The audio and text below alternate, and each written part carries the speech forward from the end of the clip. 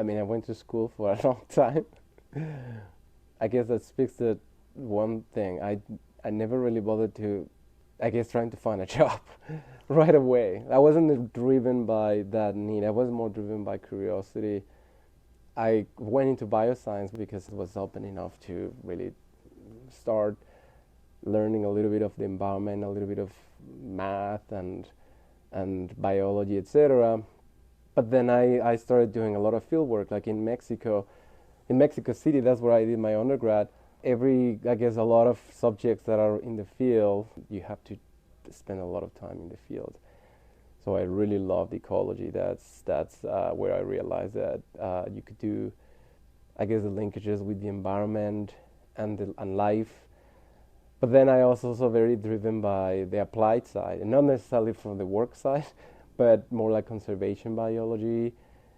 So I decided once I finished my undergrad that I wanted to do something related to systems. It had nothing to do with biology. It was more like a framework of complex systems, etc. So I knocked into a lab that they work in energy. I thought perfect. It was about systems, but the person who I talked to worked with water specifically, and I realized that it was not energy. Well, energy at some point was very interesting and cool, but water for sure was this entry point of decision making and life and systems and energy.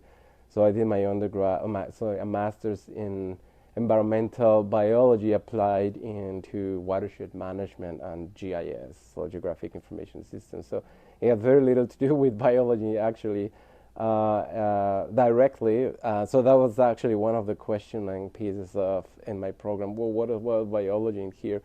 But it did have, obviously, it was more like eco-hydrology, but again, very large scale, and was a lot of modeling. But then once I finished that, I realized that it was too much desktop job, and I still really needed to understand where this whole information, where does it come from? How do you really make sense of really design things?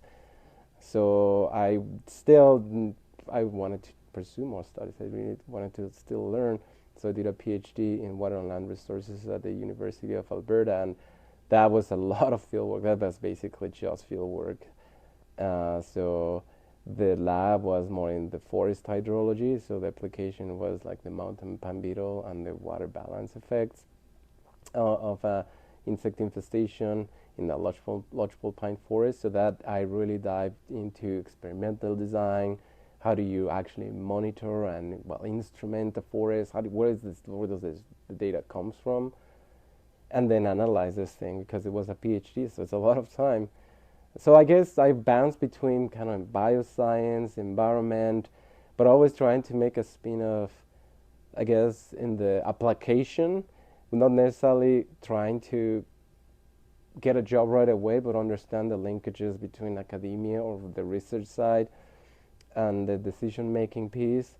But then I had a chance to, once I finished my PhD, to go to the U of C for a postdoc or as a research associate, and then I moved to Calgary, and it was in the School of Environmental Design by then, and it was a great project about working with the Calgary Regional Partnership on a connectivity analysis. It was still a lot of modeling, very abstract, but during that time I was able to network with a lot of people, to learn really about coding and connectivity. Really had a lot of fun there. But also, that was my soul searching piece where, okay, now I really think I am ready for now the real world, to get a job. And then it was not until I went to this workshop with about postdocs on like workplace and career life. And then they mentioned the stats about that a postdoc, and that this is more than 10 years ago, a postdoc takes about 6 years average to find a permanent job or stability. And I said, I don't want another PhD. That's for sure I don't. So I was teaching regional planning, co-teaching at that time with Doug Olson. He was the CEO of a consulting firm in landscape architecture and design, O2. And I asked him, hey, can I have an informal interview, information interview with you? just career advice. And then that's when he said, well, why don't you just come over with us and work as a environmental planner, in specialized in water resources. So I had no idea. I mean, I had no idea about the real world. So it took me a while to go from the bubble of academia to the applied side. But it was great. Honestly, I think it was the best thing for me to transition from the bubble of academia to consulting, because and in a relatively small company, because the clients were all over the place. I mean, I was able to work with Harvard, to work with the city of Lethbridge, to work with Halifax. Like the projects that they had, I mean, I guess the way how companies, consulting companies, the relatively small ones behave is they're very versatile, and meaning that I was able to get exposure as to the needs, industry needs, or the I guess the informational needs that I guess the organization need in order to advance the solutions. So non-for-profit groups like watershed groups, governments like municipalities, and even academia. And while, I mean, for instance, Harvard was after trying to publish some things related to public health, and this company, I mean, this consulting firm, as a design firm, do a lot of really beautiful mapping designs. So who makes illustrations that still have that sound science component? Well, a company like O2 Planning and Design. So I was working with the maps, beautifying them, making them super beautiful. But I also helped the city of Lethbridge working with the river master plan, right, for instance. So from there, I went into another consulting firm that was more focused with oil and gas. So now I had an exposure as, I guess, the dominant industry in the region, and it was great as well. I mean, to really understand the culture. So again, I was exposed to oil and gas, but I was exposed as well to risk management. Like again, very versatile. So at some point, I remember thinking, I want to now work more in education. I was always very much that more than anything drawn to that innovation and just trying to, how can my skills and how can we help with talent development.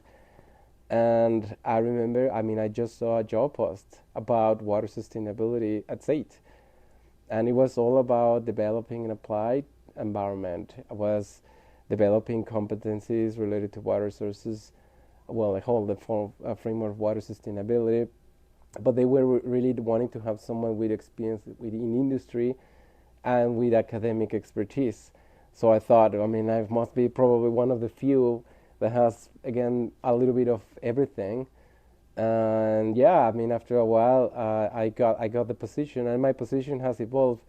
But I think in a way, when I was in the interview process, I told them, I think I'm meant to be here, right? As I said, I went through the lifespan of the academia, right? I went through all the grad school to the postdoc, and then I went into industry, not for a super long time, for long enough, and then there's this institution who's wanting to start something from scratch, meaning that they need someone, again, as an institution, academic institution, they need someone that's willing to start from zero, meaning someone that's not super senior, someone that has ideas and wants to navigate the whole, I guess, pain and hurdles of a checks and balances place like post-secondary institution, and then to help, I guess, activate a portfolio.